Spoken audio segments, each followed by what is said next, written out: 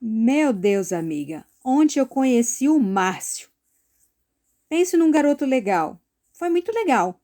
Fala educadamente, conversa bem, não precisa falar o que você quer, ele vê se você tá com sede, dá uma água, dá um suco, tá com fome, ele vai ali, não tem dessas de, não vou te dar, ele vai ali, compra, não fica perguntando, que tem uns que ficam ali perguntando toda hora, né? Nossa, super educado.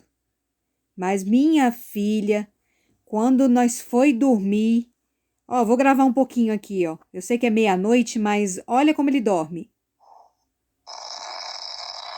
Tá ouvindo?